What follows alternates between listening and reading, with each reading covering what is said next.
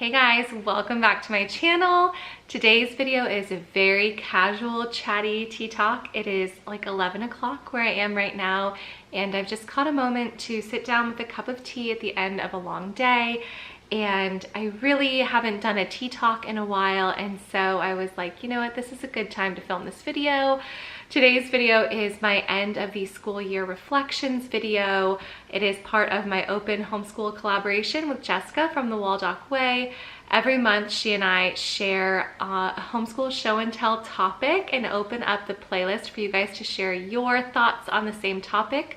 So this month is the last month of this school year. So we've done a whole school year of homeschool show and tell this year. It was so fun, and we're closing it out with end of the school year reflections, or how you do your record keeping, or both. So if you guys are interested in seeing other videos on this topic, I will link the playlist down below for you guys. Please be sure to go through. You'll find new channels that way. Just support other homeschool YouTubers and probably connect with a few people that feel very familiar to you or who homeschool in a similar way. If you guys want to join, I'll put the information down below. If you guys want to just follow along with the playlist, that's down below as well. And if you are interested in hearing my reflections on this school year, then stay tuned. Okay, so like I said, it is super casual here. I'm banking on the fact that you guys are not coming to my channel for some professional level of videography. We have all Edison lighting in our house, so I know it's like very yellow and like super not professional looking, but it's literally 11. I'm literally in my pajamas, having a cup of dandelion tea, trying to get the swelling in my poor pregnant feet to go down. I am 33 weeks along right now, which is definitely compounding like the emotions I already feel at the end of a school year. Like if there is end of the school year burnout and end of the school year happens to coincide with end of a pregnancy burnout, like this is not a good situation right now for me. So it was very important that I filmed my reflections and thoughts at a point in time where my kids were all in bed. I had some time to like sit down and breathe and have a cup of tea, because man, I am feeling all the feelings right now, and I'm sure a lot of you guys can relate. Just May is hard. May can be a really hard month. Some years I'm like so done and I want to throw in the towel, and then some years like this year we're just not done enough for me to be done for the year, if you know what I mean. Like we still have a little bit of independent work left to do before I'm comfortable stopping for a little break. So, you know, gotta keep going. Anyway, okay, so where do I want to start this video? Well, first of all, if you're new, welcome to my channel. This is an interesting first video, but I do want to say we're finishing our 10th year of homeschool this year. My oldest is finishing 7th grade. We've homeschooled her since she was in pre-K. My son is finishing 5th grade right now. I have another son finishing 2nd grade, and then my youngest daughter currently is finishing preschool, getting ready to head into kindergarten, and then we have another little girl on the way. So I'm going to just be speaking kind of about all of those grade levels as a whole, and then maybe I'll get into a little bit of individual reflections for each of them. But as a whole, this was one of my favorite school years.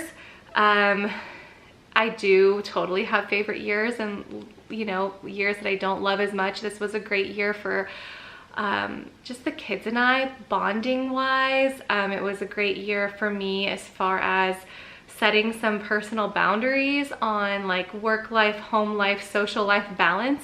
I feel like that's a learning curve that changes year to year, and so I feel like I did that well this year, which was helpful. I think in a sense just a pregnancy brings that into my life, because I have to be a little bit more of an advocate for myself during pregnancy than I typically would be, and so that definitely served my whole family well. So specific reasons why this would have been one of my favorite school years.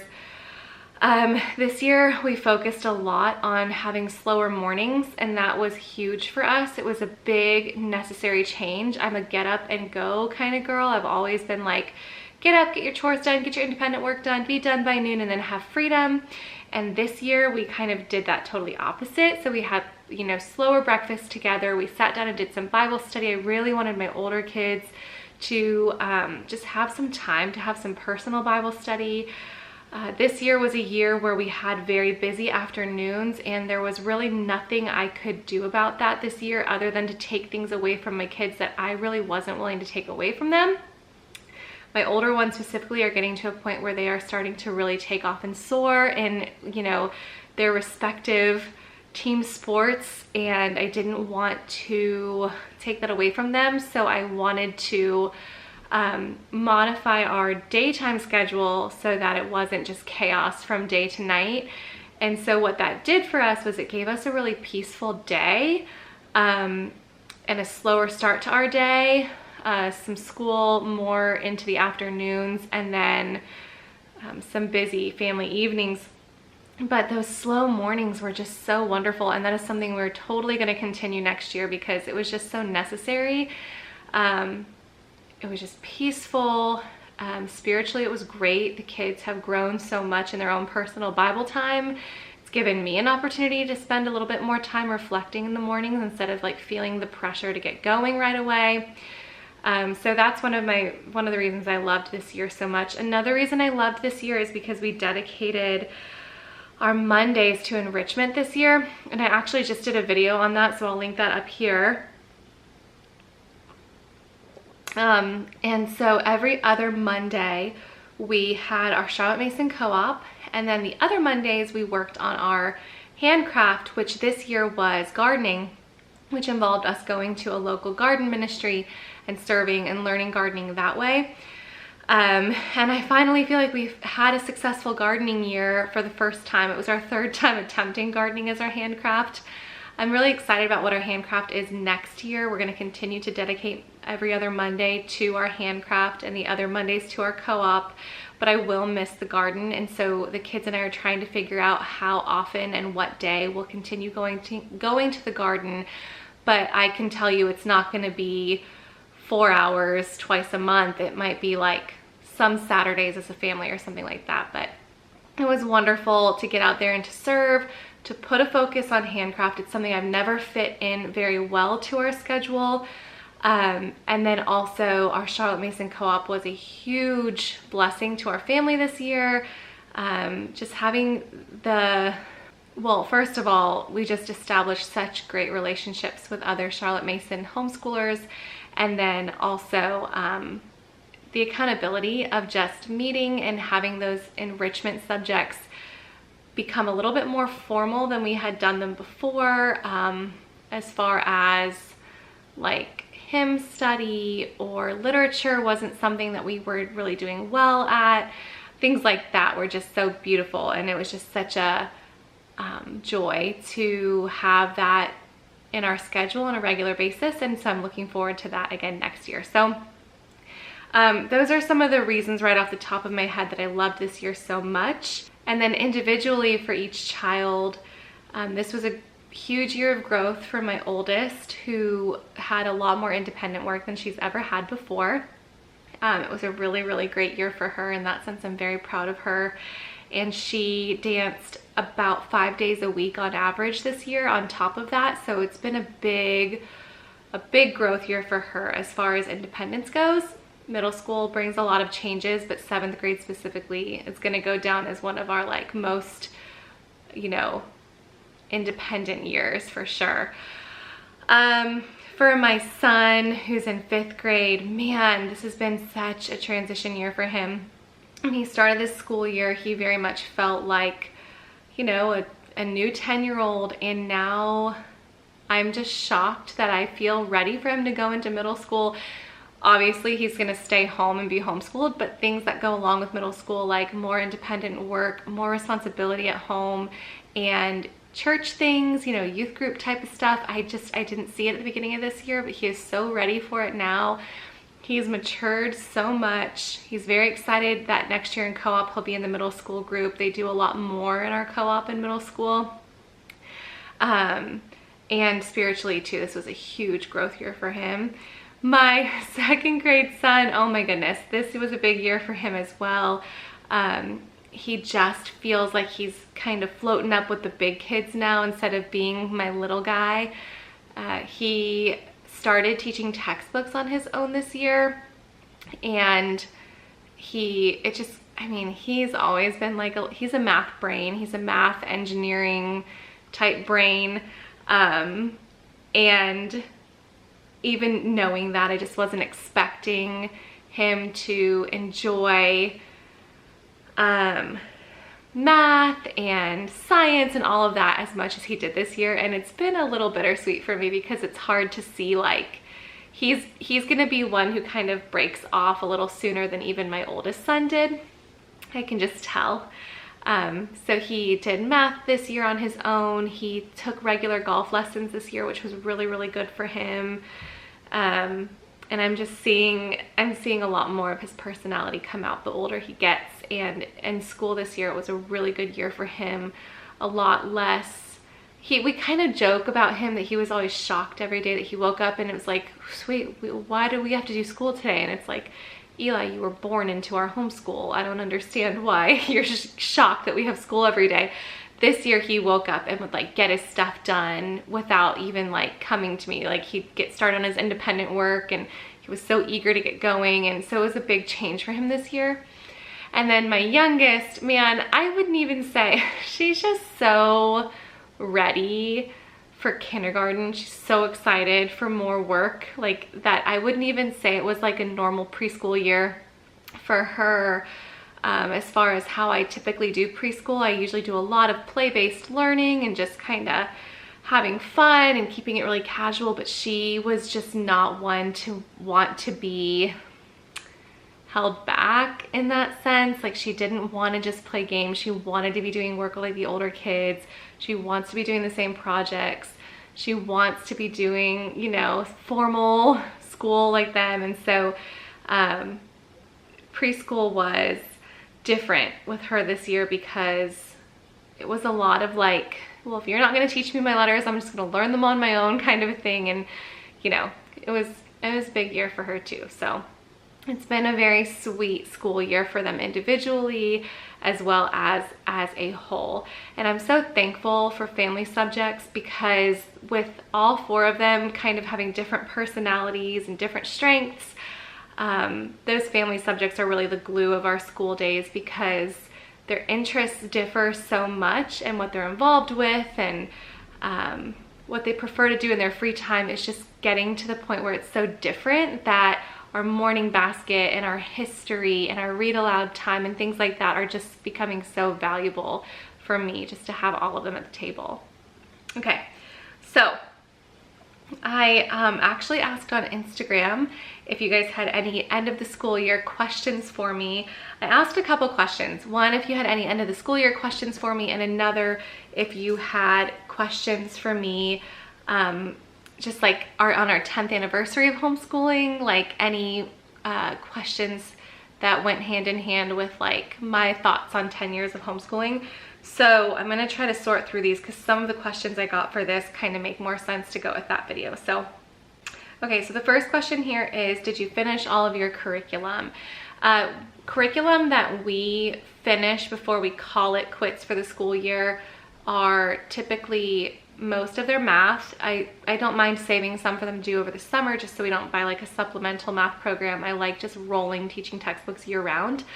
But we do have a standard of where we want them to be for the end of the year. So we have like, you know, say there's 118 lessons, we want them to be at least at lesson 100 by the end of the school year. So we finish math, they finish their science. So however many units are in their science book, they finish that.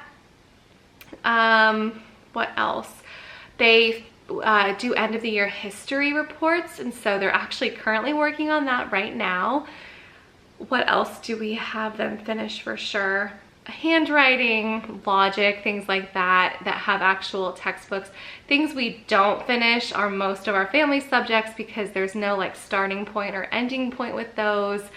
A lot of our stuff just continues to loop round and round, or, you know, we'll just call it for the year at like a handcraft. Like there's no finishing a handcraft as far as like gardening goes or you know, certain art forms that they're learning. So we'll just say like, okay, we're done with that handcraft for the year. So we're on track to finish, I think the first week of June is my goal, which is later for us than usual, but I just thinking that I want to have a couple of weeks with them before the baby's born, and then have the bulk of our like 6-week break be after the baby's born. So I'm trying to figure that out, but I think the early, like the first couple days of June will be when we finish. Let's see, how am I celebrating the end of the school year? We usually do a summer surprise party where I surprise them with the first day of summer. They never know when their first day of summer is gonna be, and I'm gonna do the same thing this year. They'll wake up one day thinking that they're gonna do school, and they'll have like a whole big party set up, like a congratulations you did it thing. It's just fun. I'll put out pool floats or beach toys and some books for them to read, and we have s'mores for breakfast. That's our tradition on the first day of summer, and it's like, surprise, it's summer break. So I give them 6 weeks for summer. Typically, last year was a little bit more. This year, it'll be about 6 or 7 weeks, just depending on how, you know, how I'm feeling postpartum, if everything's good with the baby, Lord willing, like, then we'll get back to it when she's about a month old. Let's see. Something I planned on doing but never did or forgot about. That's a funny question. What did I plan on doing but never did? Well, Shakespeare I didn't start until midway through the spring semester, but they ended up loving it so much that we did it very quickly, and it became one of their favorite subjects. So I'll definitely take into account next year how much they enjoyed that, and be sure to start it earlier in the year. What else did, I did my curriculum hits and misses. So I mentioned all this, I'll link that up here, but geography was one we never really got off the ground with this year, but I have really fun plans for that for next year. So anything else that I can think of that we planned on doing and never really did? I don't think so. I don't think we were really great at school this year. I just think that I had really low expectations as far as like accomplishing certain curriculum. So yeah, I think that was pretty much it. Any changes I plan to make next school year because of the demands of a newborn? I joke with my friends that like, oh, I'm just having a baby so that I don't have any, what is it that I say? This is my brain after 11. I just said it like today too. Oh, so that like nobody has any expectations of me. So I do enjoy, I enjoy that first year of having a little baby because I do feel like there's not a lot of expectations. And so when it comes down to like holiday hoopla and like all of like the, you know, the standard like busyness that comes into a homeschooling world, like commitments wise, I have no problem saying no to that, especially when I have a baby. So that I don't mind like, you know, not being overly stressed about commitments. I hope that our slow mornings that we started this year will serve us well next year with a newborn. I don't see why it wouldn't. In the past, if I didn't sleep well at night with my other ones, I would still wake up and try to get my kids going. This time, I think we have that buffer kind of built into our schedule now because we've been having slower mornings. Breakfast just might not be as nice. It might be like, you know, instant oatmeal a lot more often than we're having it right now, but that'll be fine. So that should be helpful. Just kind of fitting school in those pockets of peace with a baby. So typically that would be late morning or early afternoon when there are nap times, but who knows? I'm not holding very high standards for reading aloud next year. We're probably gonna use a lot more Audible than mom reading right now, just because it's been a while since I've had a newborn around, 5.5 years. But one thing I can remember is that read aloud was very difficult to schedule in. And if something's not scheduled in, I tend to miss it. It's not like on my mind. And so if I can't schedule in a time of day that we consistently read aloud, because a infant doesn't typically, know it's time to be quiet so mom can read, then it won't really happen. And so instead of picking all of my books for next year that we want to read aloud, I'll definitely pick their independent reading, and I'll pick a few audiobooks that they can listen to in case I can't read aloud to them consistently. Everything else, one change it's a huge change actually that I'm making, and I wanted to kind of save this for my curriculum week, but for my younger kids especially, we're going back to 5 in a row being their core. And I just think it's so helpful when you do have a little one around. And so that would be the biggest change I think I'm making next year with having a baby in the house again, is just, bringing back that 5 in a row study as the elementary kids' main curriculum, because it's just helpful to kind of have it all fit into the same puzzle there. So I think those are the changes I plan to make next year, but it's all tentative until she gets here and we see what changes she brings to our family. Best organizing tips from this year. I think the best organizing tip that I have would probably be like having low notes for the high notes. So knowing that our afternoons were typically very busy, I kept our daytime very calm, and that helped with like physical and mental organization. Like I didn't feel super burnt out all year with a busy afternoon schedule, which being an introvert, busy afternoons are like the worst thing that could happen to me. So I feel like I managed that well, considering, by keeping things peaceful in the house. So not only did it help mentally, but like physically, I felt like I was able to keep up with the house, which is so important to me. And just like keep up emotional presence with my kids, because I wasn't like cramming the day and the afternoon and evening full. And so it helped me like keep things organized and calm physically and emotionally, if that makes sense.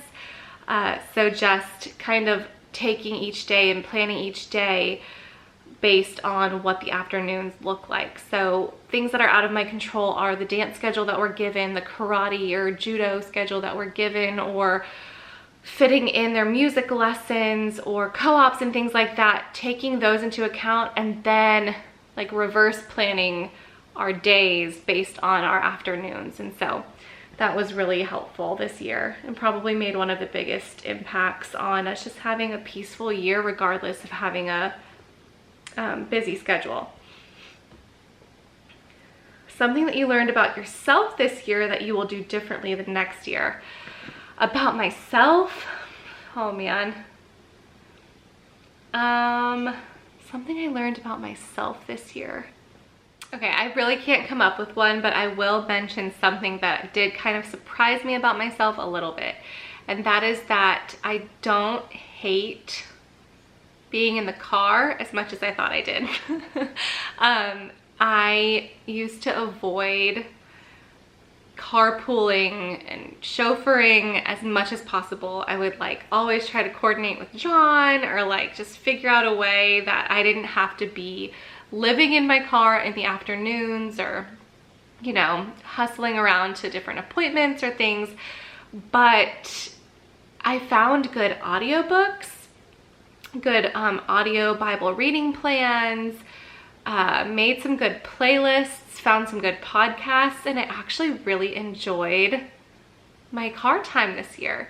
Used to just like, call my sister on my, I have like the iPhone, what is it, like Apple CarPlay, so I could just like tell Siri to call my sister, and I would just chat with her a little bit, like when I'm sitting in a parking lot somewhere.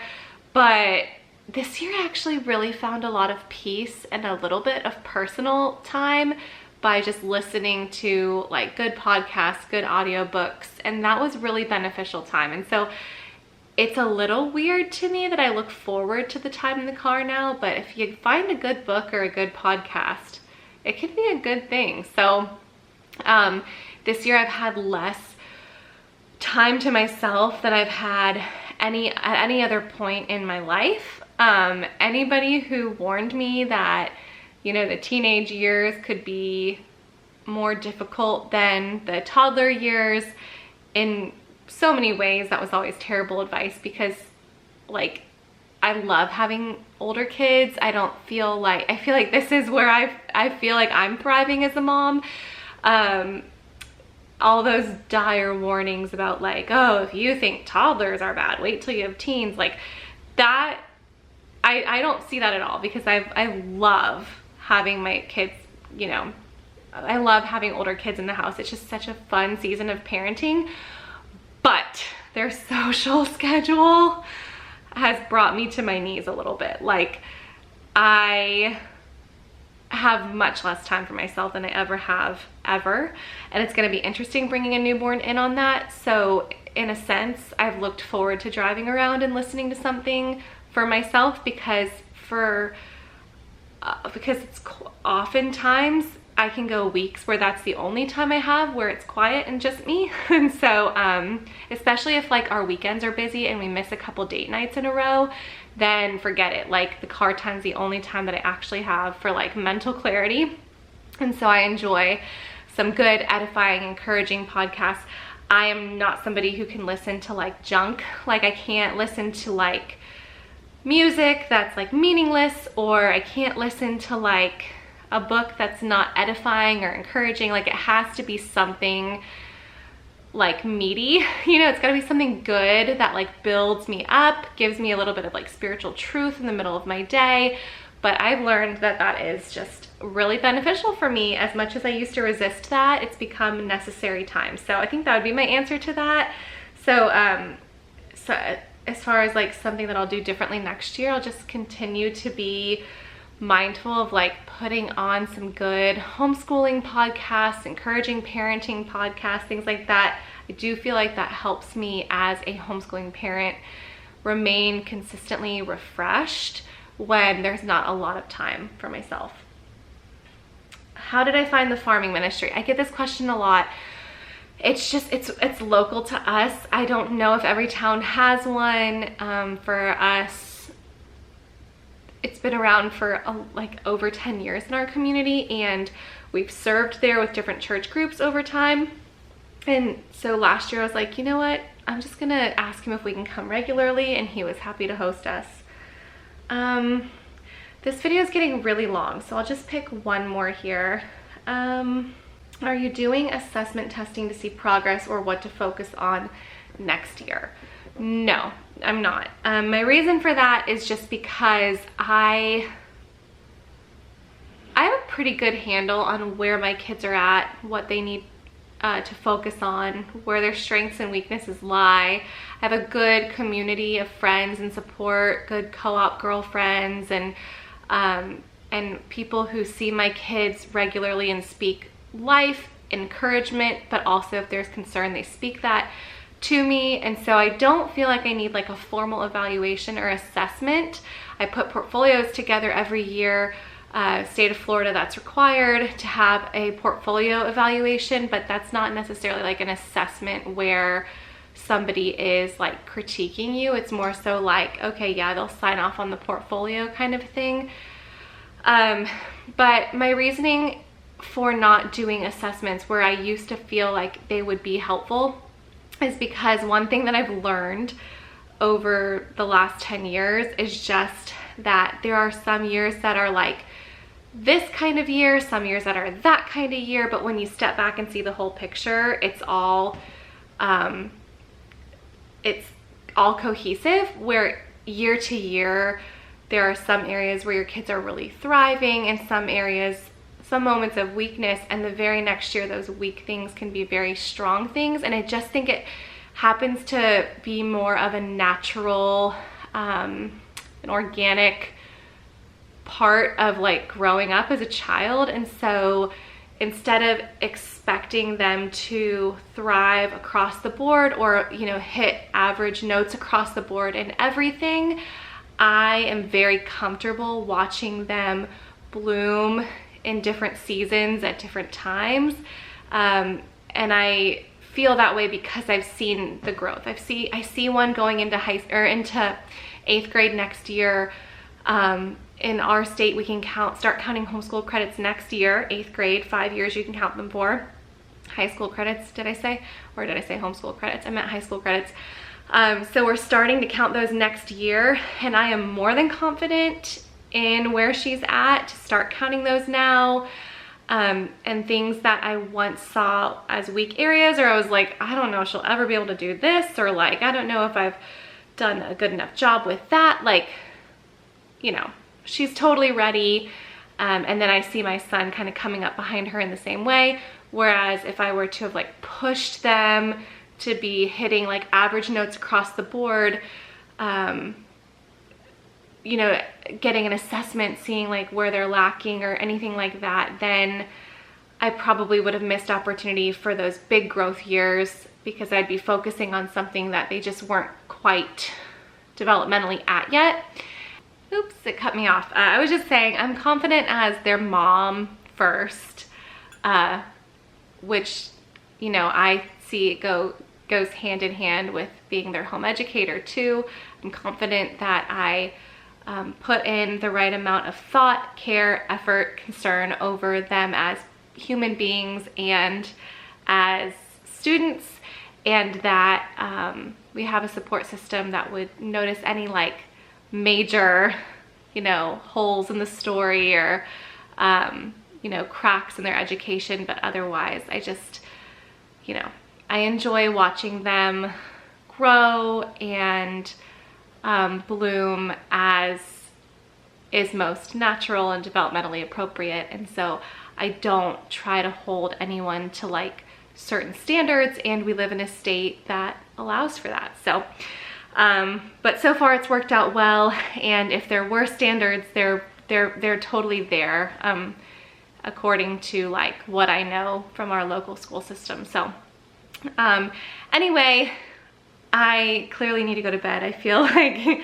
this is like the most honest Abby you're gonna get, is like past 11. I'm probably not even making sense with my words right now. So I'm gonna go to bed and edit this another day and probably be so mad at myself as I edit it and hear me ramble and mix words up. But I just wanted to have like, I just feel like a reflection on my school year had to be this type of setting in order for me to like process it. So I processed it with you. I hope you guys enjoyed my thoughts on the school year.